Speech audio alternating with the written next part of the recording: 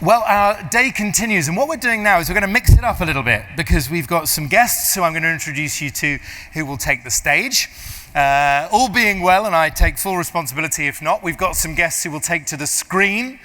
And one thing I hope you'll notice is that we're mixing up the generations a little bit deliberately in this because we're going to talk about artificial intelligence as well. So one of the first guests I'll introduce you to is many things, an engineer, an investor, a board member of the Global Entrepreneurship Network, and now at Stanford helping to inspire students to build with purpose. So you'll meet our first guest in a second. The second guest is now a professor of creativity at Berkeley University, but also highly entrepreneurially, the mind behind one of the world's first internet search engines. So very well qualified to help us join the dots, which of course is what the internet was supposed to do. Now, our final guest is a highly entrepreneurial student.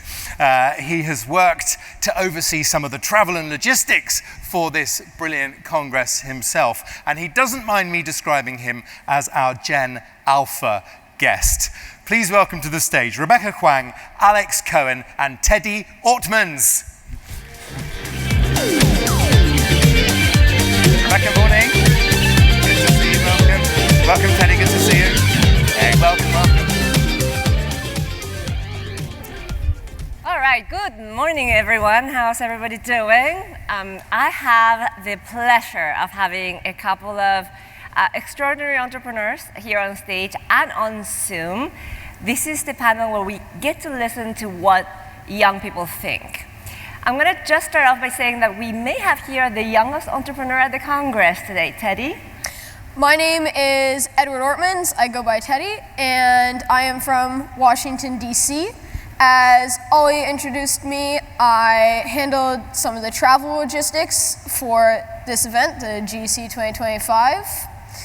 And How old are you, Teddy? I am 13. You don't get to ask me that question, but I can ask you. I think that's appropriate. And I want to say, well, he's Generation Alpha. I represent Generation X. Maybe I could even push it to millennial. But we have not the oldest entrepreneur, I hope, at GEC, but somebody who just barely made it at the end of Generation Boom, Alex Cohen. Hi, yes, and my name is Alex Cohen. I'm a professor at UC Berkeley and also an entrepreneur. I have been working in the field of artificial intelligence and computer science for about 25, 30 years, something like that. And as they mentioned, one of my first companies in 1995 was an early search engine company called the Magellan Search Engine. And now I'm working on another venture called 4x9. One of the earliest inventors of one of the very first search engines, pre-Google, pre-Netscape. And we started off at that time with a very similar process of structuring information back in the 90s and early 2000s. Back then, there's a lot of optimism on this technology. Everybody should get access to internet, to search engines, because this democratization of information was going to benefit those who couldn't traditionally access information. A lot of optimism. Today, not so much, right? We have mixed feelings about this new technology. Why is that the case? Well, I think, well, at least the courses I taught, I had a course about the future of the internet and new media back in the 90s, starting actually in 1994. And we had this utopian concept about what was going to happen. We thought it was going to bring democratization to everybody. It was going to be, this wonderful future where people would get to meet each other from around the world and so on. But it turned out that didn't quite turn out that way. Social media turned a little bit evil in times, and a lot of the greed and other aspects of humankind came out in ways that we hadn't anticipated, which was unfortunate, I think, at that time. So we're going to be thinking about and listening to the voices of young people from a lot of countries in the world that will be represented today over Zoom to talk about what are young people thinking about this new revolution that we're all trying to grapple with, which is artificial intelligence and generative AI. I was offered this book deal a few months back, and I was talking to my son about potentially writing a book on artificial intelligence, and my son, being a 10-year-old, told me, there are so many books about this topic. Are you going to write something that represents the voice of my generation? He's 10 years old. And I said, yeah, that's a great idea. There are 20,000 titles on Amazon on AI, most of them written post-2022. And yet, very few of those published works represent the thoughts, the fears, the excitement, the aspirations, the intentions of young people. And when I said that, I said, you know, Axel is the name of my son, I think I'm going to write something that represents the concerns and really the future that's waiting for you and your generation. And Axel said, that's great, Mom, but what do you know about our generation? You're a boomer, like you don't know anything about us. And so that really created a very important question in my head on what do young people really think, and let's hear from them directly. So before we go to the panel, this study that we will show you today was designed and run by high school students. Fira, who led the creation of this study for a school project and became much bigger than that, is going to share with you the results from 14 countries, 430 responses. We'll have today panelists from Armenia, London, Argentina, Uruguay, and the US. And Teddy is here also to react from an even younger generation. Because this is about young people, we're going to have the actual presentation and a reaction video style panel who will comment on some of the results and conclusions real time.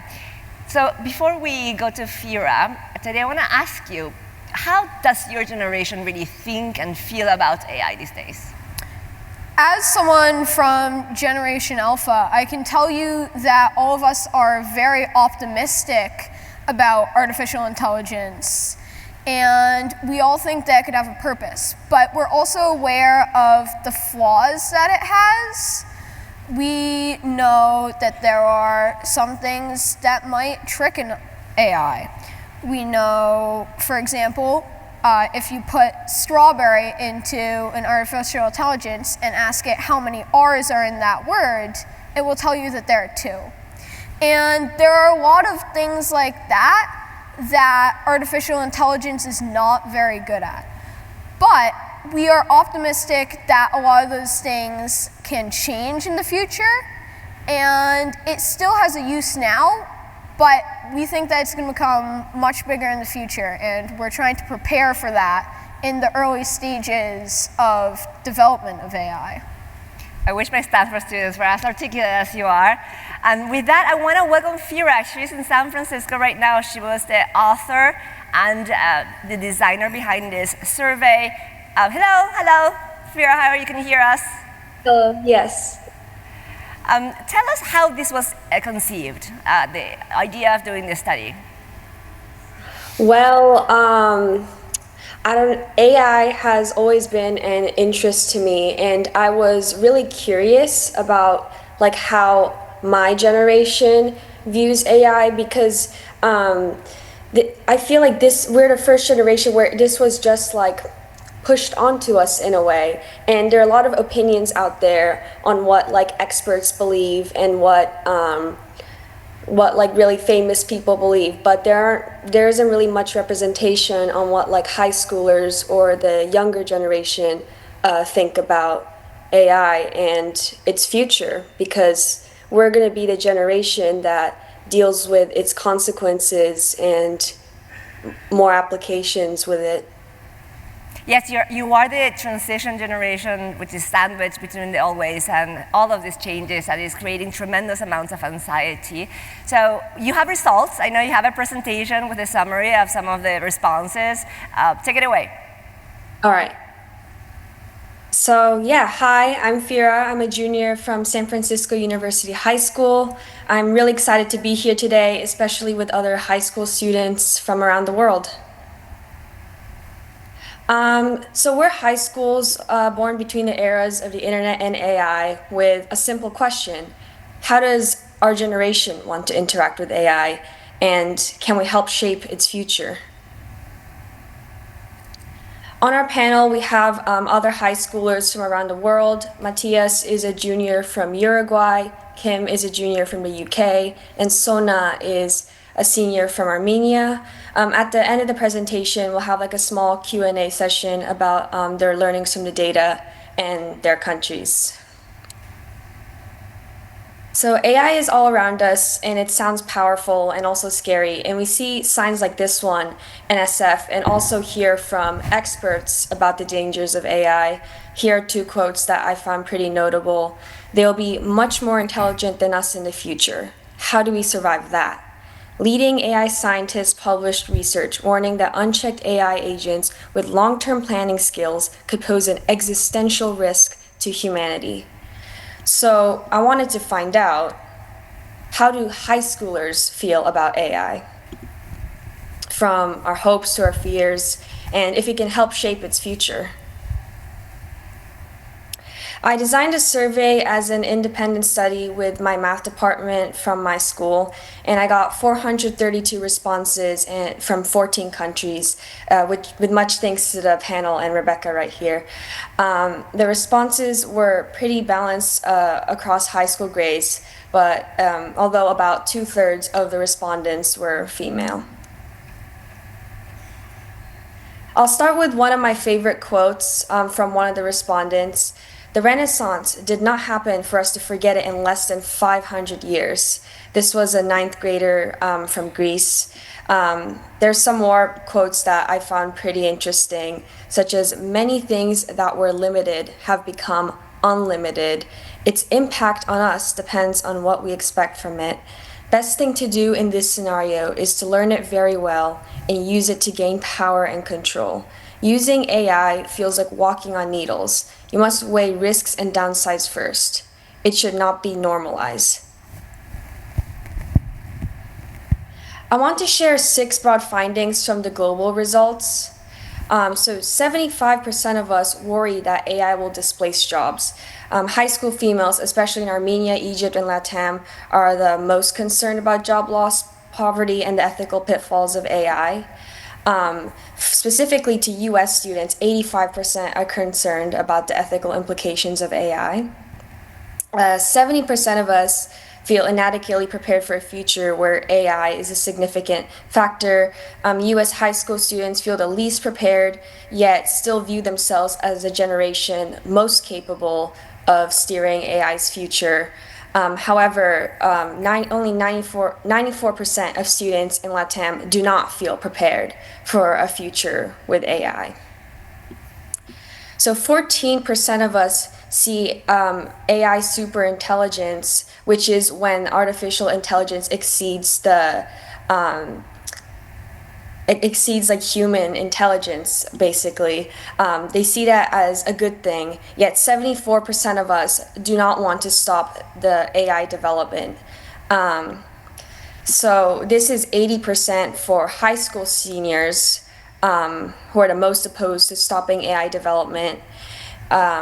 And this is much higher in LATAM, where 96% don't want to stop AI development. And high school males are 9 times more positive than females on AI superintelligence. So high schoolers see AI as a powerful tool, but they don't trust it, even though they tend to use it for as their main choice for like a search engine. 80% of us use AI as a search engine, yet most of us don't trust it. And less than 25% trust the results they get, and 70% of us don't feel more creative when using AI tools, and 76% of us say it's important to continue learning traditional methods like pencil and paper, writing, drawing, painting, making stuff by hand. And 65% of us would not take direction from an AI boss, and less than 40% of us would welcome an AI teacher in school, with the rest concerned about AI's lack of emotional empathy and its inability to get cultural and linguistic nuances. So some other quick findings that are worth mentioning on creativity and decision making, and with the panel we'll cover specific countries later. Worth repeating, 80% are not open to having a teacher that is AI. Some quotes on this are, no, I do good because a teacher holds standards, and if it's AI, there will not be any standards. Essentially, AI can't teach us with feelings and empathy, especially for creative projects, music, and art. Only 13% of us are open to taking directions from a boss that is AI. Only 11% of us are comfortable letting AI handle important decisions.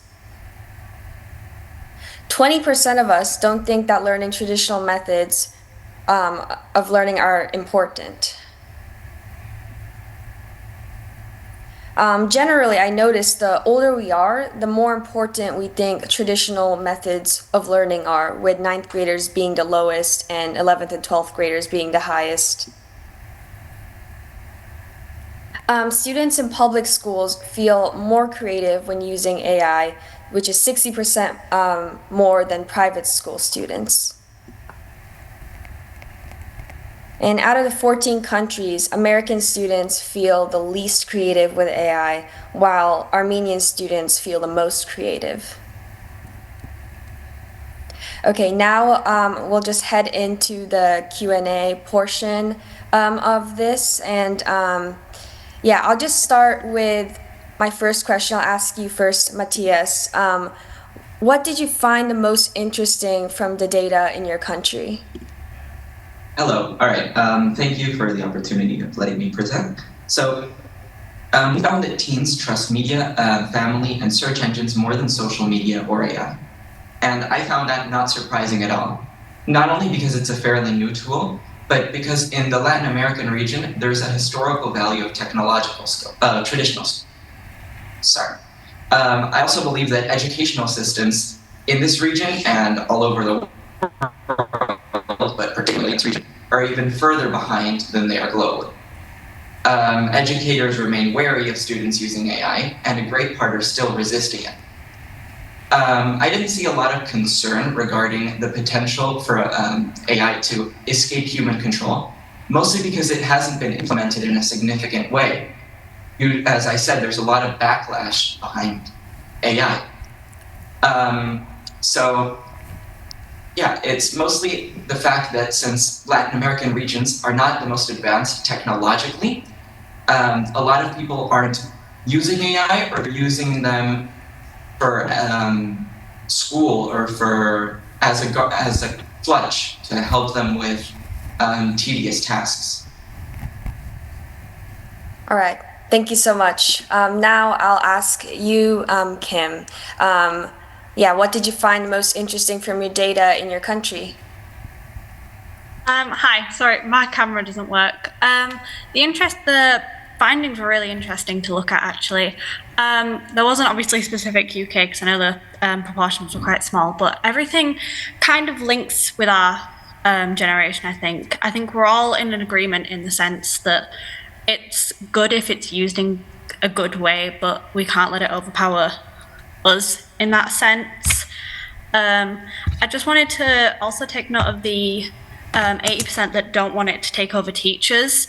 As someone who comes from full neck school, which is, we have quite a large neurodivergent like section, and I think that that's really important when it comes to like emotional connections, and I don't think that the AI could function in that way, that it would twist how you teach for the specific needs, if that makes sense. Fira, I'm going to interrupt in a second because I want to include the live panel here to react to some of the results so far. One question that I have for Alex is on the definition of creativity. I was really intrigued by the result that depending on whether you are in the public school or private school, their optimism on how AI increases creativity versus not was actually, there was a stark difference. So let's talk about how AI can enhance certain cognitive function, or in some cases, it's been documented that it creates a cognitive atrophy. It's getting rid of certain functionality in our brain, like memory or problem solving, in our students that we hadn't predicted to happen this fast. So Alex, could you comment on the role of creativity in brain function? You're an expert on this, you teach classes on this. Well, I think, when I look at creativity, and, I've taught students for many years now at this point, and a lot of what I try to do is teach them skills in terms of critical thinking and how to take data that you gather, how to show somebody else how you're thinking, and come up with new ways and new insights from the material that you're reading. But I think that in general, one of the things that's most important in creativity itself is that it's sort of like a little bit like luck.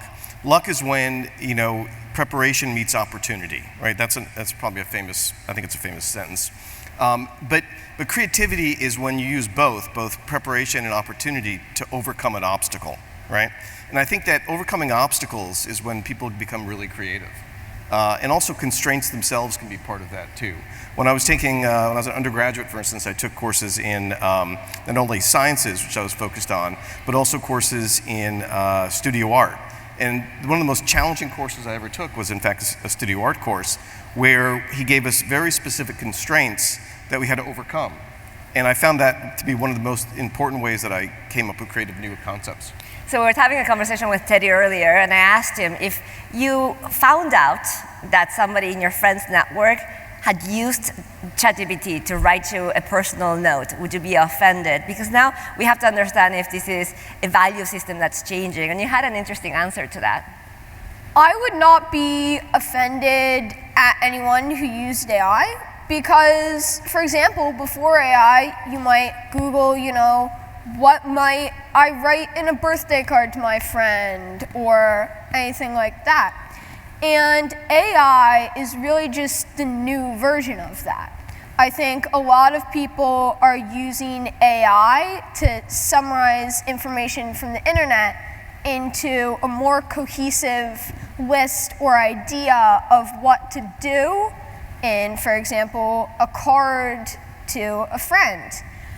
I would maybe be upset at the system of how we're switching to AI and how people are just copying from that, because that's really a change from the previous system. If you, for example, looked up inspiration on Google, that would be very different than copying from artificial intelligence. And one of Teddy's comments was that they can tell when it's AI generated versus human generated. And so the questions that these new generations have to ask themselves are very different. We wanted to know if it was true or false, and we really needed to have this comparison of the perceived reality to this concept of absolute truth. Now it's different. We have a lot of different truths. That triangulation of reality has become a skill set that we need to develop. But at the same time, they are much more nuanced in understanding the source of this information, and you're able to identify whether something was written by GenAI. I'm going to go back to Fira, because you have a few more questions for your panel on Zoom. Yeah, I don't know where we left off, but I think, Kim, did you have anything else you wanted to say, or was that? No, that was it. Thanks. Oh, okay. Yeah, thank you. So I'll ask you, Sona, what did you find the most interesting from the data in your country? The most surprising thing for me was that usually 9th graders use AI more than 12th graders. And in my opinion, our generation is on the correct path, and they're on track because they are understanding that AI can be as harmful as it can be useful, and can help us be more productive. And we are on the good track because most of them think that AI able to handle companies. Teachers can't teach because they AIs don't have emotions and etc. And what I don't agree with my generation is that they are concerned about the displacement of jobs, because mostly AI, as I mentioned, doesn't have emotions, and it won't be able to replace all of the jobs. Maybe several professions, but if we try to avoid it, we will be able to manage that too. Okay, Thank you. I have one more question for you guys. I'll ask you again, Matias. What are your personal views on how AI will impact our future? So I think for me, the way I use it is I use it for tedious tasks. I use it just to help me with things that I really wouldn't like doing.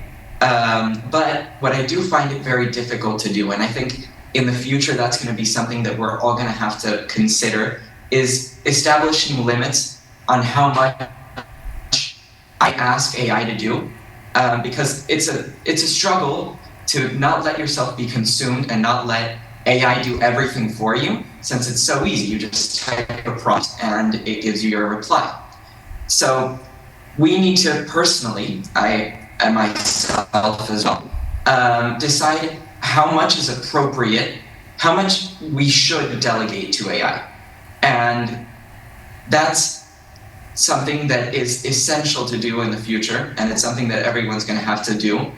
And apart from that, I'm not really concerned about the repercussions of AI, and I anticipate still using it as an assistant.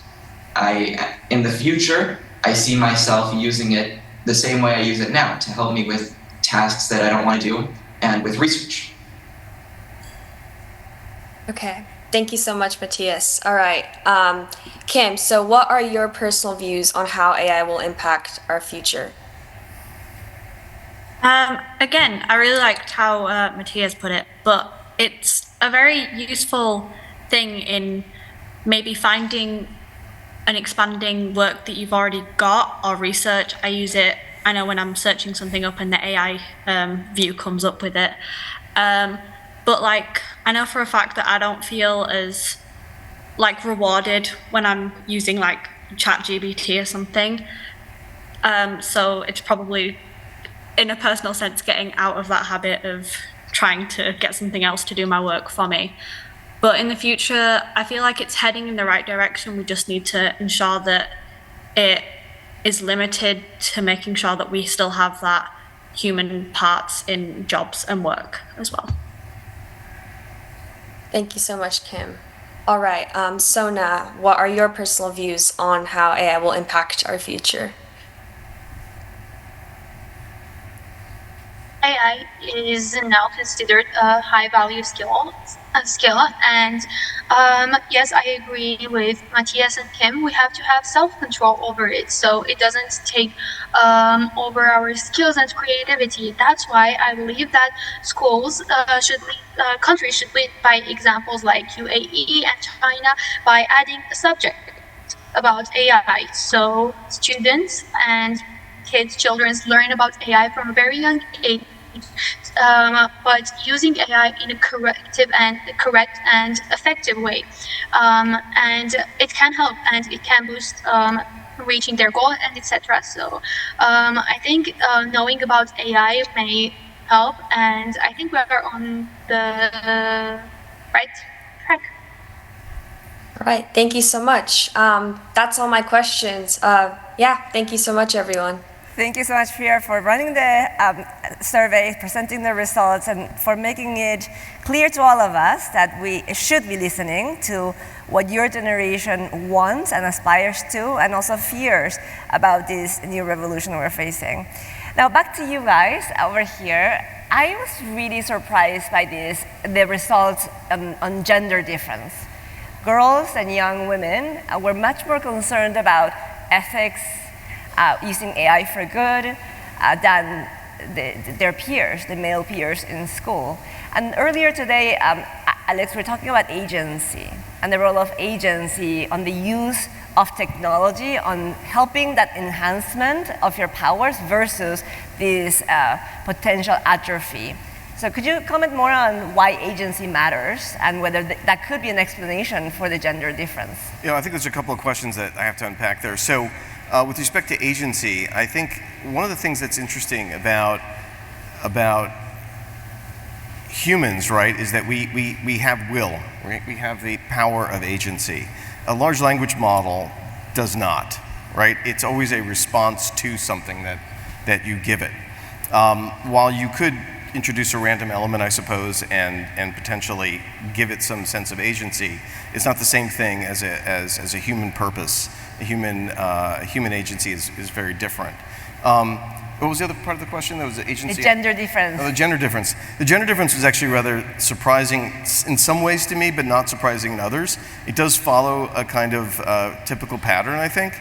But with respect to the differences in how they saw creativity and agency, it seemed like the girls were much more, it was 70%, I think, were much more concerned about that for reasons that I think they think more about the community, and the boys seem to be thinking more about themselves, to be honest. I wonder if there is a relationship, and we don't know the causality of the results, but if there is an empowerment just existing systemically in your community where we have these surveys, and the consequent view on AI and how much agency you feel in thinking about its role in your creativity, in your cognitive function or performance.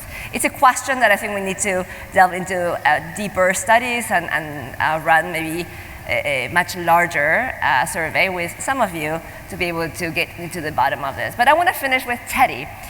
If you had a magic wand and you could tell all of us old folks here in the room, what would we be talking about and thinking about? How would we use AI from your perspective to solve some of the problems of your generation? What would you ask us to do? I think that in the future, artificial intelligence is really going to become something that can complete basic tasks and can complete a lot of the things that people like us don't want to do. And this might be simple jobs like working as a retail worker or working in a warehouse. Or it could even be less physical things where artificial intelligence is taking the role of a human and completing a job that's really benefiting people, but it's something that is repetitive and not quite as interesting to us as a human. This is a perfect segue, Teddy. Thank you for that, because we are working on a new documentary that is exploring this question of what's essentially and intrinsically human. How can we rediscover that to be able to only use AI for those functions that are not core to our identity? I'm going to give you the first public to see a preview, a trailer that was in collaboration with Córdoba. Natalia from Córdoba is here, who created a lot of the access to these communities, where we went to talk to ancestral people and ask them, how do you curate information? How do you, for example, assess if something is true? What kind of information is worth spreading in your community? And we put together this brief trailer for you. But before that, I want to say thank you so much to Fira, Sona, Kim, Matias for joining us today. I know it's early or too late for some of you where you are. You took a lot of your time to bring to our attention many of these thoughts and opinions of your generation. Thank you so much. And thank you, Alex, for giving us some of the technical background on what cognitive function, creativity, and AI and how they fit together. And Teddy, it's been such a pleasure to hear you. It gives me optimism and hope that your generation is much better prepared than we were at 13 years old. Let's give them a really big thank you.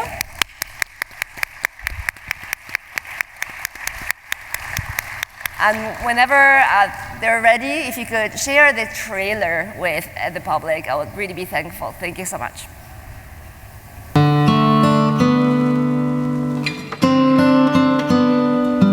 En esta búsqueda de lo que es irreemplazable del ser humano, de la especie humana, estamos ahora en el norte de Córdoba.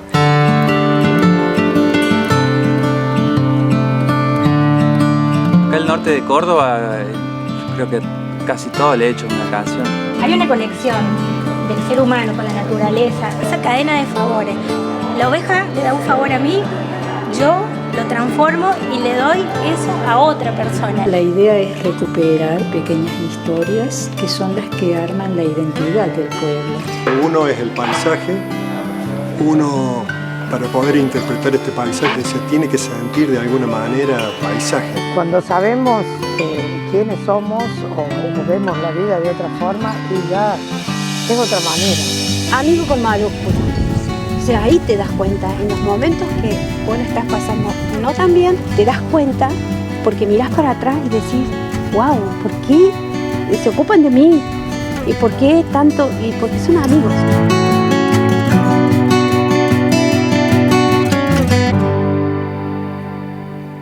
Thank you so much. Of course. Loved that. Thank you so much. Okay, very good to see you, Alex. Thank you, Rebecca. And thank you so much, Teddy. Ollie. Very good to see you. Let's have a round of applause for all of our guests, including those beamed in. Come on in if you're just joining us.